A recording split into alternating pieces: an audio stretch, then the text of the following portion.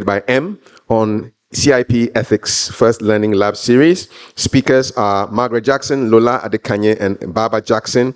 Manye foyer, when you step out straight ahead, where it's been partitioned, is the Anglophone panel discussion, Navigating the Challenges of Co-Investment in the Impact Investment Ecosystem. It's a session by AVPA, moderated by Martin, with the speakers Grace, Andrew, Brian, and Deji. Deji will be joining us virtually. But here, we've got scaling a business to deliver sustainable jobs. Let's welcome for the next 50 minutes, 45 minutes or so till 12:20, the board chair of the Nigerian National Advisory Board for Impact Investing, time with Ibukun Awosika.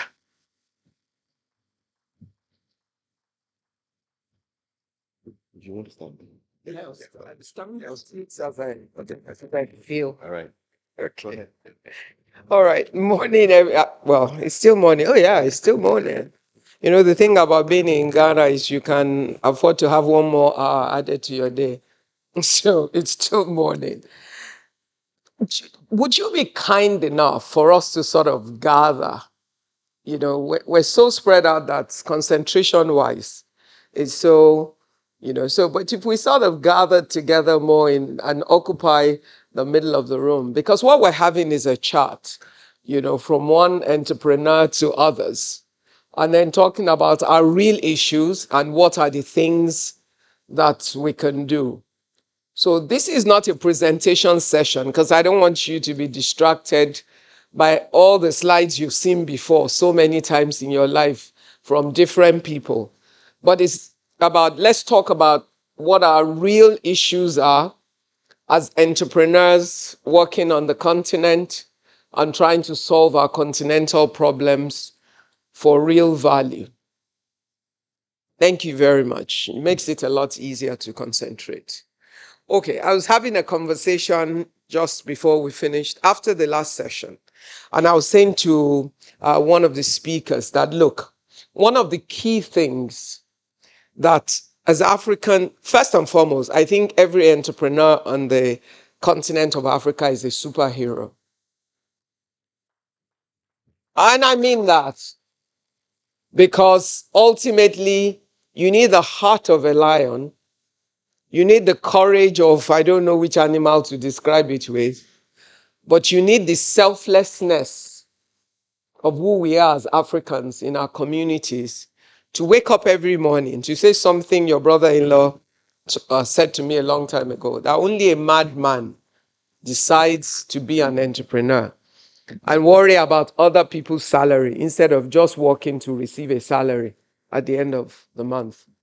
So there is some bit of insanity in all of us who are entrepreneurs because it's not the easiest route, especially on our continent. But I want to salute every one of you and your courage to take on the hard issues and not look for the easiest expression. Now, bottom line is, once we have decided to be these heroes as entrepreneurs, I call it social service. You might get rich doing the social service, but frankly, first, it's primarily a social service because you want to make the world better and help to solve a problem that helps other people get value where they need it. If you do it well enough and you follow the right parameters, everything can work together and you might just make money out of it. But for most entrepreneurs that I know, money is not the primary thing. Because if it is, you probably run at the first sight of trouble. And because we have a lot of challenges to contend with, and I've heard all the financing issues since yesterday. When we were talking about it, I was sharing with one of my colleagues on the table I was seated about in 1993, as a young entrepreneur, my business was now at about 4 years at that point. And I needed some money for us to buy some critical machinery. I started out in my mid-20s building a furniture manufacturing business. Manufacturing is not attractive, definitely not for a young girl in that time and period. And everybody thought I was a bit insane, but I'm used to being insane. So when I couldn't think of a way out of frustration of not wanting to continue to see opportunities I couldn't take because I didn't have the right machinery to do it. And a 20-something-year-old girl in manufacturing was not attractive to banks at that stage in Nigeria. So some will give you an account, some will not, because you weren't interesting to them. And it was a pleasure to tell some when they came later to say, I will never give you my account. Because when you thought I could be nothing, you didn't open an account for me. So why should you get value for it now?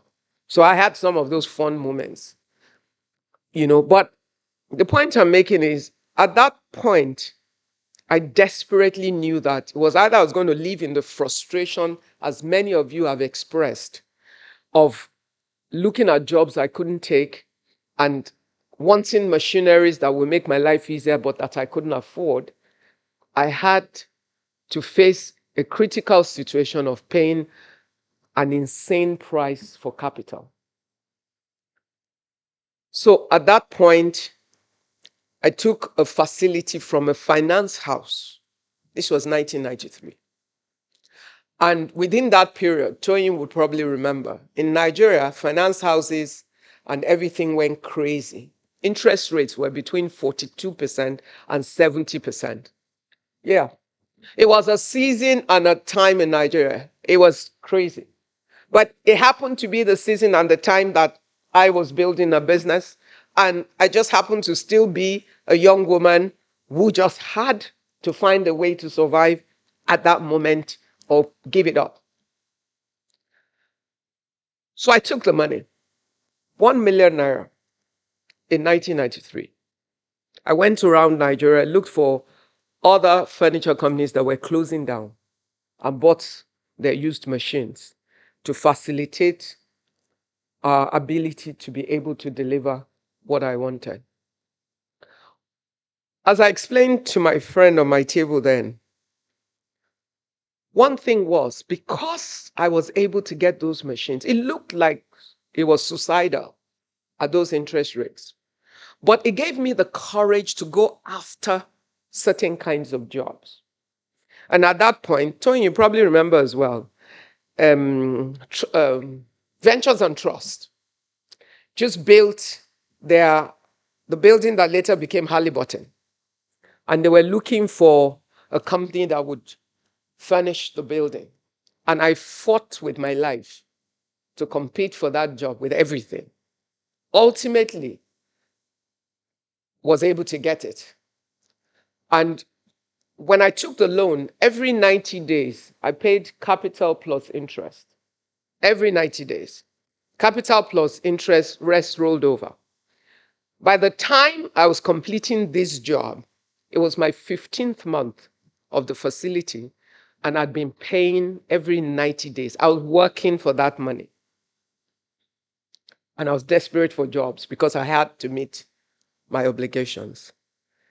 And when we finished this job and they paid us the total balance that was due on that, it was a huge job then. I went to the finance house and asked them, how much do I owe now? After 15 months of paying every quarter, my debt was 942,000 naira. I can never forget the figure because it's entrenched in my head for life. It was. But at interest rates of between 42 and 70, depending on the month, I still owed 942,000. All the money had been paid for that project was literally about that amount. I went to them, wrote the check to transfer the entire final payment on that project, paid off the loan, had no money, but owned a factory with machinery that I could then turn into money. Well, it's about 35 years after. The business has grown in multiple ways. That job produced many jobs. I can never forget the day when they were opening that building because it was a major event then. And they had the architect, the QS, the this, everybody. And there was me. I just had my second baby. So I was now about 31. Slim, tiny, gleefully smiling, standing as part of all the project team and introduced as the one who did that project. So it paid its bill. It was an opportunity cost for a long-term benefit. I shared the story amongst many war stories just to tell you things are actually a lot better in many ways. You might not appreciate it simply because, all the money you're talking about now didn't exist. They weren't available. And being a girl was even worse. So I want you to understand to what you've put your hand, but what is your goal and your intention? What is the vision behind which you have chosen to be an entrepreneur? Because it facilitates the opportunity for you to change the world, at least change your world. And your world is your community, your country, your industry, and the space where you play. And there will always be the headwinds. We're still a continent trying to find its voice, not by choice, but this is where we are. And one of the things I found to be my greatest weapon in my entire career, whether in business or corporate, is never losing sight of the context. Don't ever forget the context in which you play. This is our land, and never apologize for being African. That I will never do. Because the opportunities that exist because we are, you probably can't find readily in some other places because they've been taken already. So how do we survive the context? That's got to be how we think. But how do we also make ourselves true heroes of our continent? Right now, it's very easy to build solely with a commercial mind. But we will lose our ability to be heroes of our continent if we do. Because in real sense, we have real issues, real problems to solve.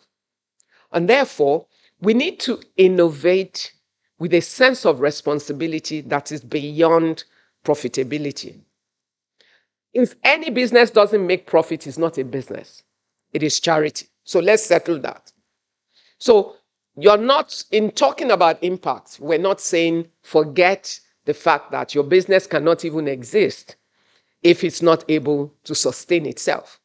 And therefore, its ability to achieve growth, its ability to earn profit so it can continue to fund itself and other things is important in that its model creates value. But our value then falls into different categories. We can create very efficient systems, but in doing it, we create huge social problems. And in this day and age of tech, there's a lot of efficiency that is being achieved in innovation, but it has a lot of human cost. And it has a lot of social cost. And there are all sort of mitigants that are readily mouthed.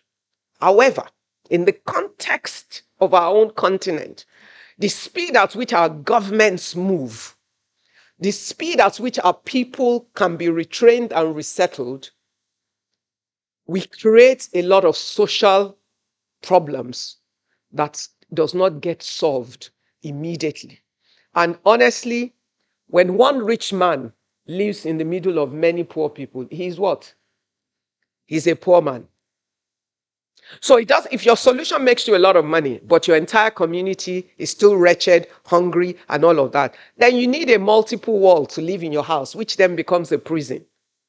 You can't drive your fancy car because if the streets don't work, your Ferrari will not even pass through the water. So frankly, when you look at it, your children are not safe because the environment isn't safe. When there are more poor Africans than the few rich ones, we achieve nothing. That is just the truth. So my first challenge to you is if we do not create a viable environment of empowered people who even have buying power, the businesses we build cannot have its customers. So I want to challenge your heart to think differently about what we're doing. We're going to build solutions, we're going to solve problems, but when we're building the model for those solutions, we have certain considerations from the onset. It must be profitable, yes, but I can take profits at this level or at this level because I'm choosing this particular consideration. Those are options that we have. If I modulate my algorithm one way or the other, will I save some jobs here? Will I increase? It might. Certain things can work better in certain environments, and I can produce multidimensionally, have one dimension for a different market, but work on a different solution for my own environment because it is important. That's my starting teaser. I just want to challenge your mind about how, sorry, I'm a restless person. So this is like punishment. So, about how you think about your enterprise or your innovation or the solutions that you solve. Now, I want to spend most of the time with us having a conversation, questions, and we'll try and answer them together so that at the end of the day, we can talk about how do we build scalable businesses within our continent, but in the context of our continent. So at the end of the day, we will be satisfied that we did the best that we could. So who's going to shoot first? Thank you.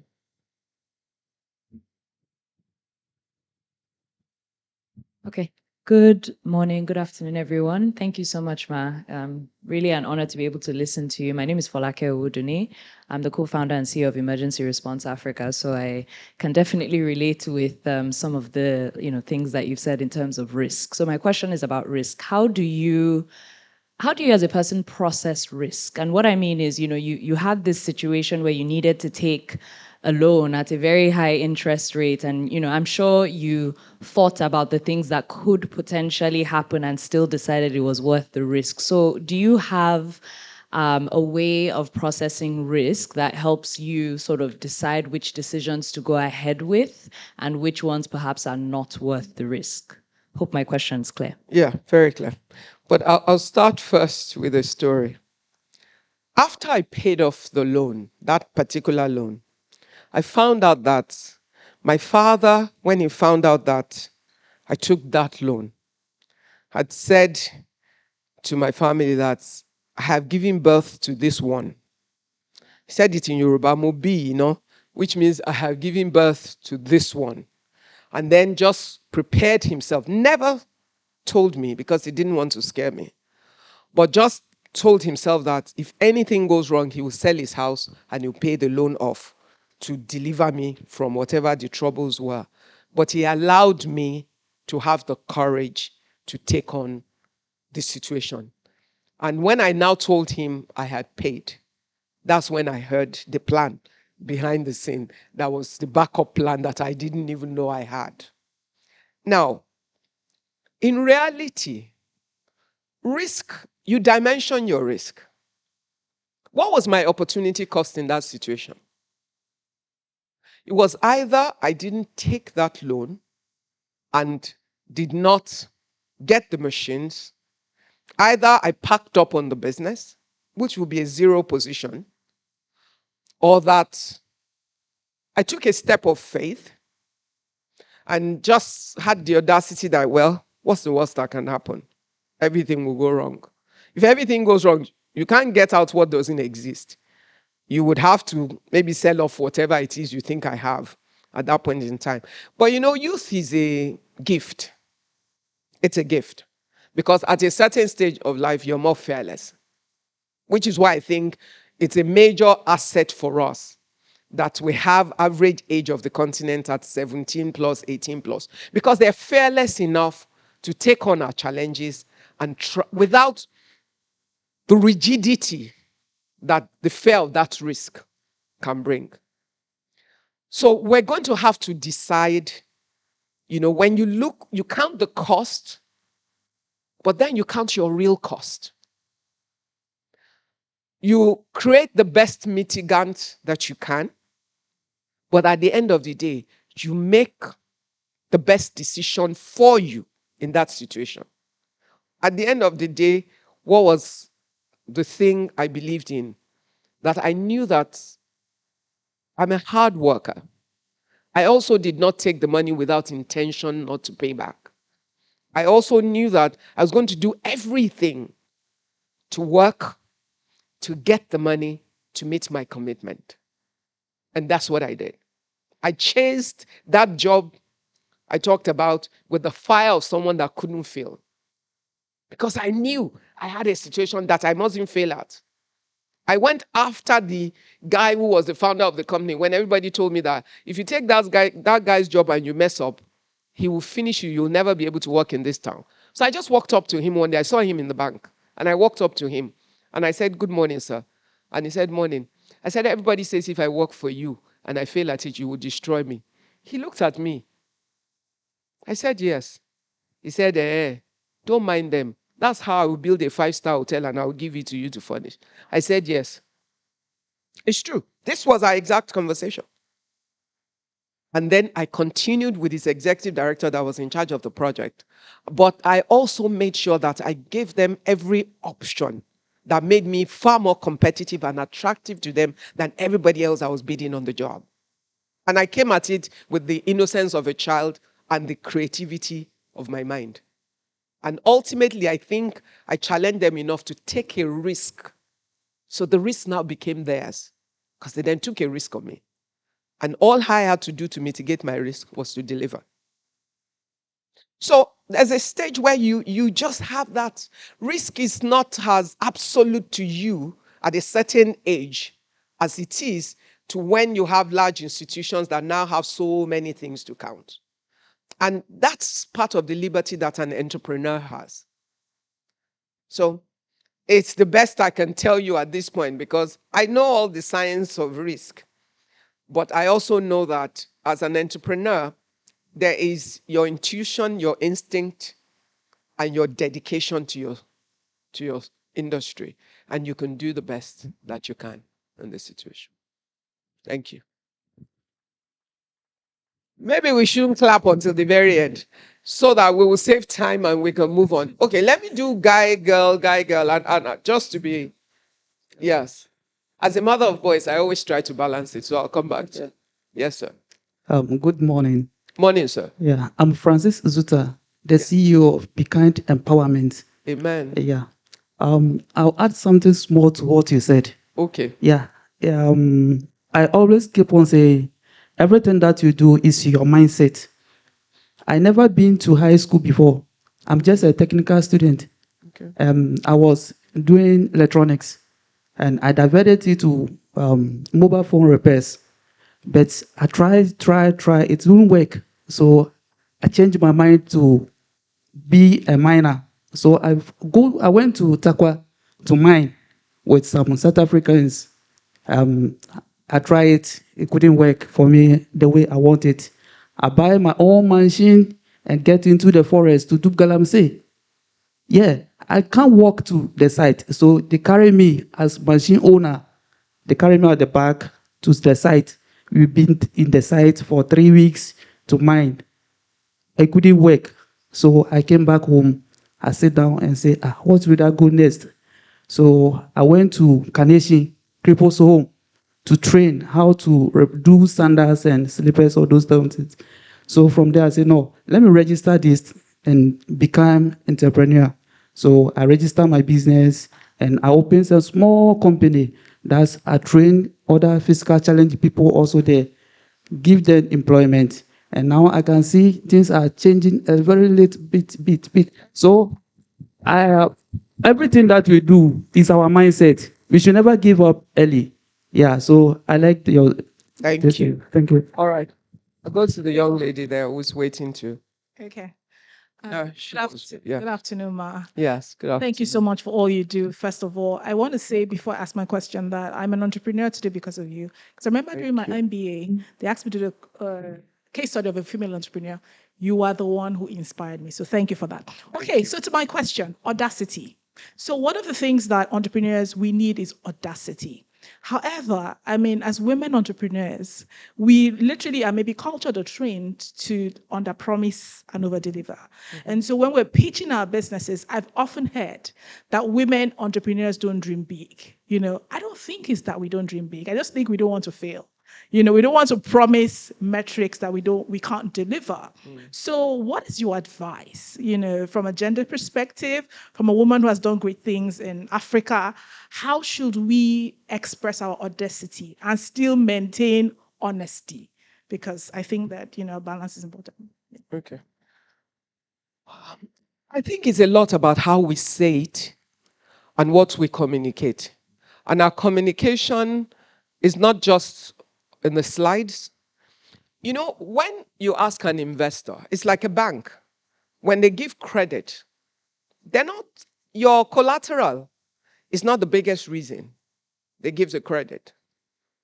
The character of the individual is a key factor for deciding if that person deserves the credit or not. Why? Because there are many people that have money to pay back and will never pay back just because they don't have the integrity and the commitment to keep their word. So when you're making an assessment in terms of trying to invest in people, you will find that half the time there's a judgment of the entrepreneur. Because especially at certain stages, there's always key man risk, even if you have so many other people involved. So it's really about, you can say your big dream, but talk about your immediate action. Which means, look, this is where I'm going. And you can start with that and say, when I'm done, this is what I want to be. This is who I'm targeting to be. This is what I want to do with the world. These are my goals.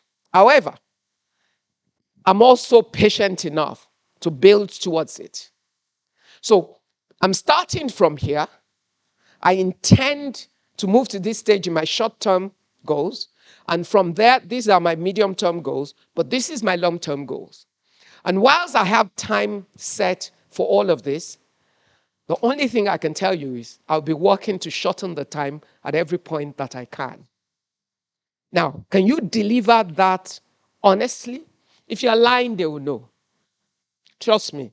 If you're a smart investor, the body language and the numbers somewhere will have a gap. I always say numbers speak. People think you are looking at numbers, but numbers are words. So to the sophisticated investor, they can decode what you cannot, because somewhere along the line there will be a gap. Something will not add up. And then all the real factors can come in. And then when you're also honest about your situation, what are your challenges? When you tell people do a SWOT test, they worry about the weaknesses and the threats. However, the bigger problem is if you don't identify correctly the weaknesses and the threats. Understanding that there are weaknesses and threats to a business idea that you have gives you the opportunity to work on the mitigants. But if you have a blind spot, that allows you to fall into a ditch because you can make wrong judgments based on that. So be honest about the issues. Be honest about your goals. Be honest about the things you're trying to solve. Be honest about the things that challenge you right now, but which you're working to find solutions to. Sometimes in that room are people who, like you, most investors in many ways, I think the most successful investors are themselves entrepreneurs. Because you can't really see where an entrepreneur is coming from if you don't think like one. So if you find the real ones who understand it, they will identify with your problems because they've walked through it before. They sometimes will have solutions for you. Because in their work as investors, they listen to so many different pitches. The other half of one last pitch they heard somewhere might be the solution to what is missing in yours. And then you find an investor saying, I need to bring you and somebody together. Because the combination of both of you will give him the biggest investment that he needs. So there are always opportunities in it. And sometimes you might do all that and you don't get it on that day. It's still fine. Look, if you've ever spoken to Jack Ma, he will tell you how many times he pitched to try and raise money. All right. It's not funny when you hear the numbers. But ultimately, his co-founder, one of his co-founders, Josiah, who is vice chairman of Alibaba Group, Jack went to this private equity firm where Joe, who is a lawyer, was working. And he made a pitch. And this American private equity firm just couldn't see how this Chinese guy who could not speak English very well, and all of that, had this idea that, and they were not going to do it. And he had been turned down like 100 and something or more times. But Joe, who is Chinese Canadian, well, half Taiwanese, half Chinese Canadian, went to him after and said, you know what? I can work with you to solve the problem. What was the solution he brought? Because he understands, first, the American Canadian system. Two, he's been in the private equity space. So he knows how to work with the system. He himself was taking a risk because he was leaving the cushion and the safety of his job and his career to follow this eccentric Chinese guy who had this fancy idea of something that wasn't working already anywhere.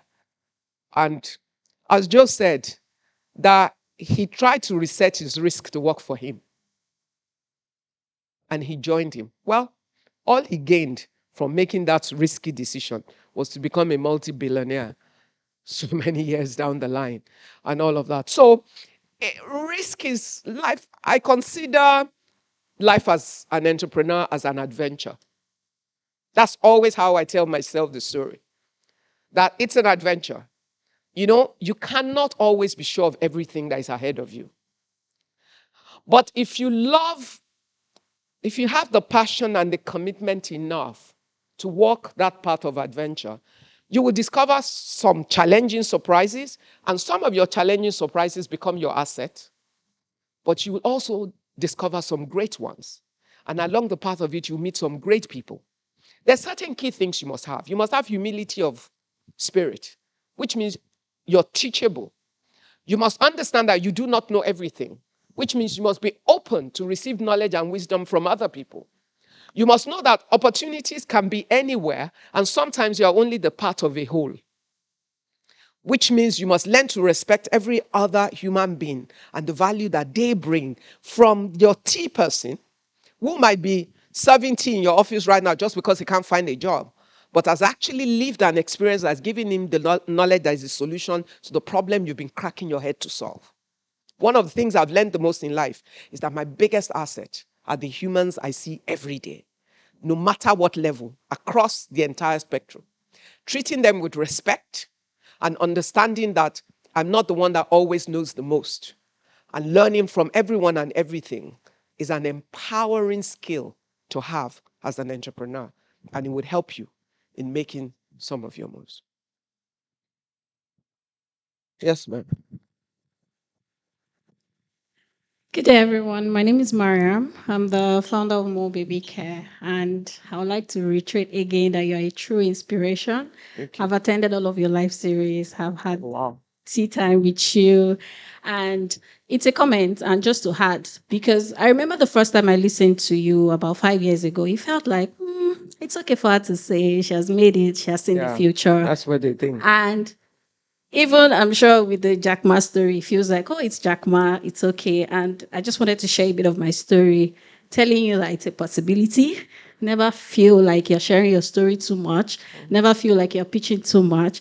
I remember last year, a lot of people commented because I share a lot of things on my social media, my progress, personal life and business life. And people were like, which pitch do you want to do again, And I went to pitch for a grant of 5 million naira. My business was already doing very, very well.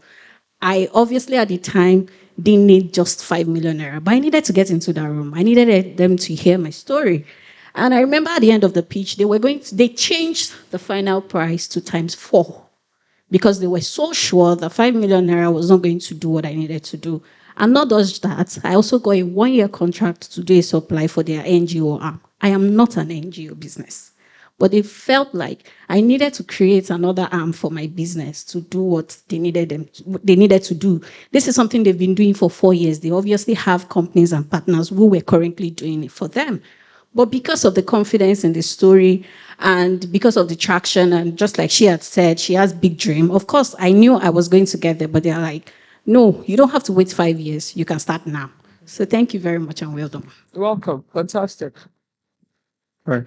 Okay. Yes. Good afternoon, ma. My name is Adewale Badejoko. I'm the founder and chief executive officer of Fortify, and it's a pleasure to be here. I also told my wife, who is also my co-founder, that I'm going to be having a session with you, and so she sent in a question to be asked on her behalf. So I'll ask my hand first, and then I'll come. No, with you later. ask her own first.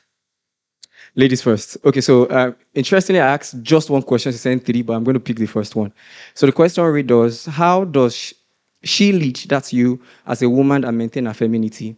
And I guess she's asking because when you're in business, especially in Nigeria, you need to sort of put up an air to be able to, get into some room. But again, how do you lead as a woman and be able to still maintain your femininity?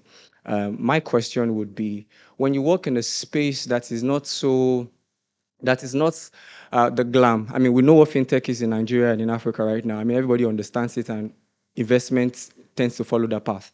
So how do you position rightly, especially when you work in a space that you know is very important, e.g., nutrition, which is essential to everybody? But it's not the darling of investors. It's not so rosy. It doesn't look like, oh, what we should be putting. However, it's what everybody does on a daily basis from cradle to grave. So how do you position along that line, especially when you work in an industry where the visibility is quite low? Thank you very much. Okay. I think no matter what industry it is, the first thing you must focus on is what problem are you solving? Because ultimately, it's about what problem you're solving that is valuable to people enough to pay for. That's what the investor will get. And it might be a missing link, something nobody else has focused on. And you might not have investor focus, not because it's not valuable, but just because they haven't come across anything. So it's actually an advantage to be different and be refreshing, but it's about how you identify the value that you're giving and how you position it in order to get other people to see. And proof of concept. I always say to entrepreneurs, do everything to prove your concept first at the cheapest cost. Family and friends, sale of your own assets, even if you have to sell your phone to prove concept. Yes. Because if you are consumed by what you want to do, show the world that there's value in it. So you can draw other people to then add to it. But take your low-hanging fruits first. People who love you for you, who will invest just because it's you, not even because they're expecting some major return first. Then shock them with your proof of concept and then move in stages, which is why I'm a firm believer in days of small beginnings, because many theories, no theory is complete on day one. And with every theory, every business plan, I call a bundle of assumptions. And assumptions can be wrong. So if you start it small and your assumptions are wrong, you can adjust at the lowest possible cost without being discouraged. But if you've already set it up large with all your assumptions and you prove to be wrong, your losses will be huge, and usually you get discouraged and other people get discouraged too. So it's better to move in stages, and then growth always changes the format of a business. Every time you need to grow to another stage, it's actually a different business you have. But most people don't pay attention to that. Once you have some growth, many myself. So I think that we need to help the girl child to be comfortable as she is and also be confident to be successful as a girl. And that goes for a lot of men in the room, your daughters. The first place that a girl gains confidence in herself as a girl, not to want to change who she is in order to succeed, is from your lips. If you build your daughter up to be confident in her skin, she will conquer the world. I'm grateful for my father every day because we were mainly girls. And he always said, my girls, my girls, my girls. And my dad was as proud as they about anything that we did. And it made me, I didn't think there was anything I couldn't do as a girl until I got into the world. Yes, and people will say, weren't you afraid to do this? You're a girl. And I'm like, is there something wrong with being a girl? It was a lesson I learned later, but I had a defiant attitude to it because my father brought us up that anything we wanted to do, we could do. So mothers, fathers, let's teach our girls to be comfortable. I remember a friend of mine when she was later Minister of Communication for Nigeria, but the day she became the managing director of Accenture, I remember one of her colleagues who had to say something at what the event they were having for her. The first thing she said is, the best man became the MD. I was angry. Luckily, I was the one that was asked to speak about my friend after. So the first thing I went up to tell them is, no, the best man didn't win. The most competent person won, and she's a woman. And there's no apology. So don't equate being successful to being manly. It is about applying yourself. I only have sons. So the men don't think I'm not against anybody. I'm stating facts. All we need to do is to make the most of every human being, male and female, so that we can achieve what we need as a continent. 50% of our population is represented by women, and we need them to add as much value as the men do. Thank you. I have 2 minutes, 41 seconds left. Yes, before the angel of life comes in. I was going to say, praise the Lord. Elizabeth Olanrewaju Nwankwo. Good afternoon, ma. No. Eku Waju. I want to say I love you and I respect you. Thank you very much. I can tell you there's too many similarities I found in you without knowing this much. Listen to all your messages. We follow you. Of course, you know there's so many followers of yours. And I'm not only following you, my daughter is also doing. And I mentioned yesterday, she made me go around this year to look for somebody to contact you so you could come to our unit to speak. So now I know it's possible for next year. That's one. I want to say, as entrepreneurs, you've said it all, but I'm going to use my story also to say it. As girl child, we need to be careful with ourselves and our children. I was raised by my mother. And because my mother was a teacher, she taught me sciences. So science was natural for me. So I didn't realize the difference between male and female. But fortunately for me, there is a special name that I have in my language, Olanrewaju. Makes people to believe you are a boy child. And they were writing my name with the boys throughout my primary and secondary school. So my work assignment goes with the boys. So I took a decision prayerfully and said, God, I need a name that makes it easier. And that's how the other name came more. And all the way, I will cut it to the time I needed to start business. I was in the Gambia as a teacher. I became the IT coordinator because I was able to introduce We're IT running out of time very to quickly. the classroom. And so many exploits was done. But by the time I came back home, still on the same line of the business, I needed extra money. You have like 5 seconds left. To prove myself, proof of concept. Okay. So I took so much. You have like 5 seconds. And I was paying 60%. But today we have records that we have proved the concept and that the business is viable. Fantastic. Thank you very much. Thank you. Okay, so you be the last question. Yes. Yeah. Good afternoon, ma. I know. I will not repeat I love you because I think that's a given from everybody in the room. My question is very simple. I work in an organization where the average age of the staff is about 28 years old. Okay. So how are you advising entrepreneurs like us who have a younger workforce that is increasingly distracted? You can do everything that you have to do within your organization to train them and build them up, but there are so many externalities outside of your workforce that is distracting them. In Nigeria, there's a Japa syndrome. There's also so many other things that have sort of taken the focus away from work, resilience, or how that is needed I to understand grow. your question. Yes. Okay. No question here. This was a comment. Thank you very much for your comment. What I'll say, and very quickly, is reality is in every season, the problems we encounter are different.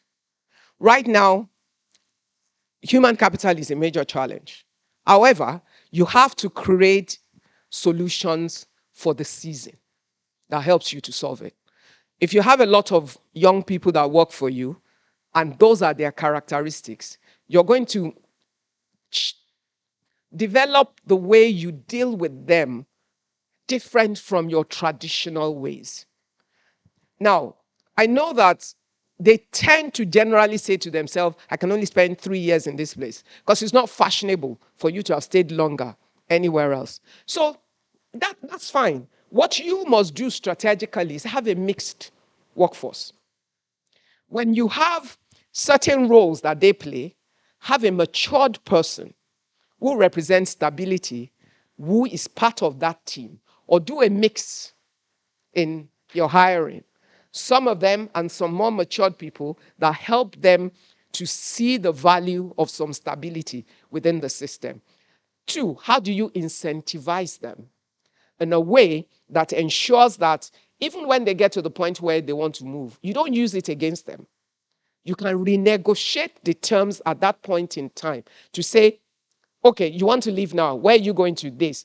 What makes it attractive to you? What are the things they're offering you now?